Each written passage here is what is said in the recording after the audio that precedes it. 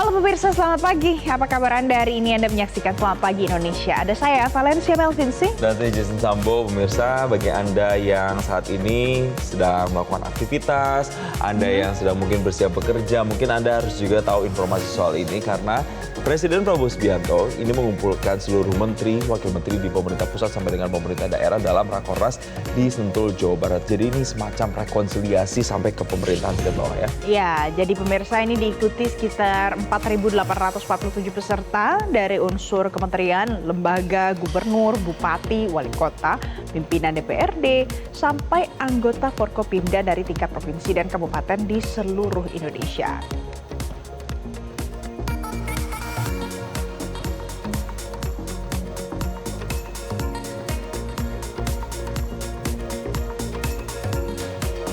Jadi dalam arahannya, Presiden Prabowo Subianto mengaku hatinya bergetar melihat semangat kepala daerah dan jajaran Forkopimda. Dan menurutnya jika semangat ini diekspresikan secara sungguh-sungguh, Presiden Prabowo Subianto optimis masa depan Indonesia akan berhasil. Jadi Prabowo Subianto juga menyinggung pihak yang suka menjelekkan bangsa. Presiden mempersilahkan pihak-pihak tersebut untuk bertarung di Pilpres 2029 mendatang. Daripada penasaran, kita akan simak pemirsa pernyataan yang disampaikan oleh Presiden Prabowo Subianto berikut ini. Buktikan kepada saudara-saudara, Prabowo Subianto sebagai Presiden Republik Indonesia, saya telah menghasilkan sekarang 1 juta lapangan kerja. Hanya dari MBG. Dan ada tuduhan untuk menjelekkan kita sebagai bangsa.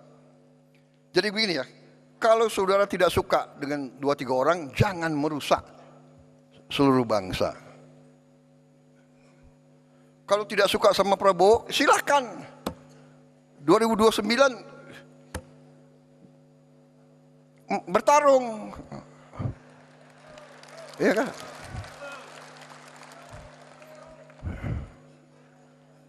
Sedikit-sedikit mau demo. Demo boleh. Tapi dia tidak berharap demo, dia berharap kerusuhan. Dan kerusuhan itu mencelakakan bangsa dan negara.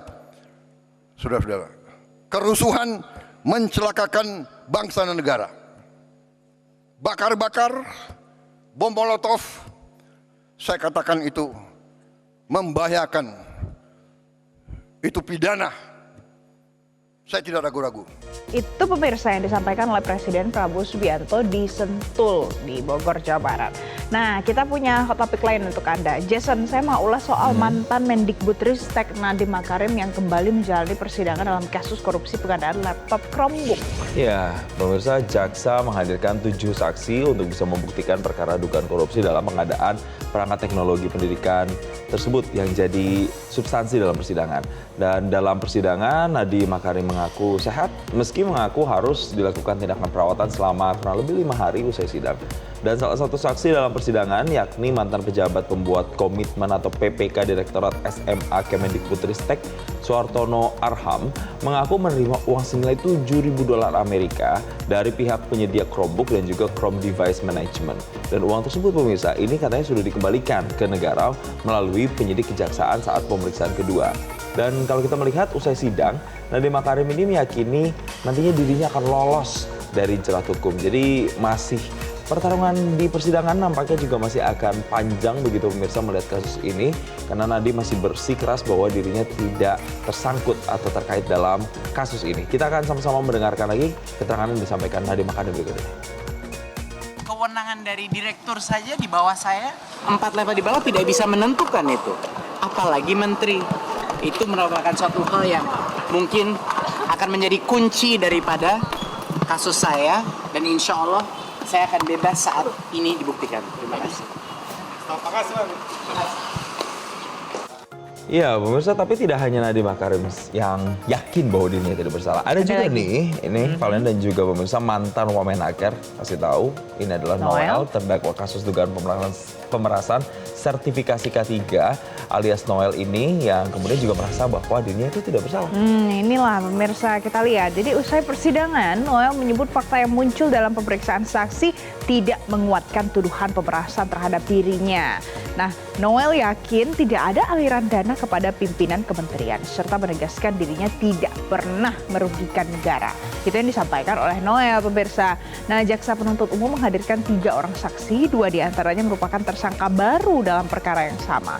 Dan para saksi ini dihadirkan untuk menguatkan pembuktian soal dugaan pemerasan dalam pengurusan sertifikasi K3 di lingkungan Kementerian Ketenagakerjaan. Kita akan dengarkan apa yang disampaikan oleh Noel berikut ini. Terus kemudian soal pemerasan-pemerasan yang selama ini dinarasikan ke saya juga tidak terbukti. Karena tidak ada satupun pengusaha yang saya peras. Jadi kalau kawan-kawan media mengikuti awal persidangan, semua terbantahkan dengan apa yang disampaikan para saksi juga oleh JPU.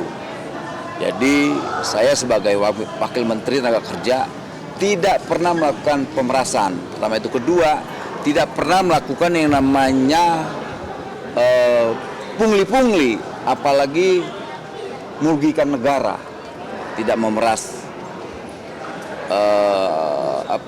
pengusaha, tidak juga memeras duit rakyat. Selanjutnya pemirsa, ini seputar komika Panji Pragiwaksono yang mendatangi gedung Barreskrim Polri Jakarta Selatan terkait kasus adat Toraja. Beda lagi, bukan mensrea lagi. Tapi ini kasus yang sebenarnya sudah cukup lama ya, tapi kemudian baru diusut sekarang. Jadi Panji ini datang bersama dengan kuasa hukumnya Haris Azhar pada Senin kemarin. Dan pemeriksaan ini pemirsa, perdana ia jalani usai dilaporkan Aliansi Pemuda Toraja pada 3 November 2025. Dan penyelidik memeriksa Panji dengan total sekitar 48 pertanyaan. Dan Panji sendiri mengaku telah meminta maaf atas materi komedinya yang dianggap menyinggung masyarakat Toraja. Namun Panji memastikan tetap kooperatif dan akan tetap menjalani proses hukum yang saat ini sedang diusut begitu ya, atau diselidiki. Dan kita akan simak lagi pemirsa pernyataan dari Panji Pragiwaksono selengkapnya.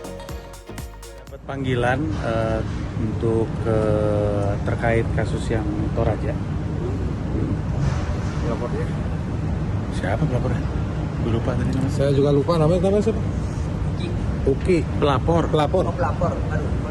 Iya. Yang tampil di Miss apa gimana Pak? Oh bukan untuk mensrea. Ini untuk pertunjukan lain lagi yang sudah lama. Pertunjukannya tahun 2013. Kemudian dipermasalahkan. Jam 11. Sejauh ini kasusnya seperti apa Bang, dari Torajanya, apakah sudah ada jalan tengah atau seperti apa? Sebenarnya permintaan maaf sudah pernah dilakukan dan sudah ada, bisa dilihat sama publik juga. Tapi ya ini mungkin meneruskan laporan aja kali ya. Jadi ya saya ngikutin. Ada hot topic lain pemirsa, kita tinggalkan soal Panji tadi. Kita bicara soal tragedi kecelakaan tambang. Ini terjadi di Kabupaten Bangka, Belitung. Nah, ada 7 orang pekerja tambang pasir timah yang tertimbun tanah di lokasi eks tambang Pondi di Desa Pemali, Kabupaten Bangka.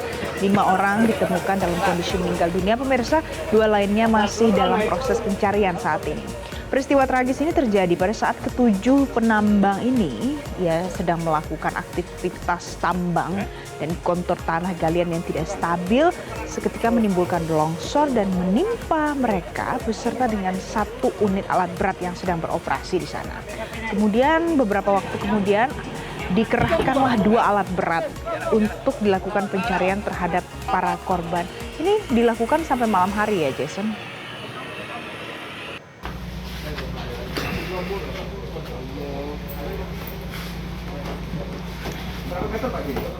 Jelajahi cara baru mendapatkan informasi. Download Metro TV Extend sekarang.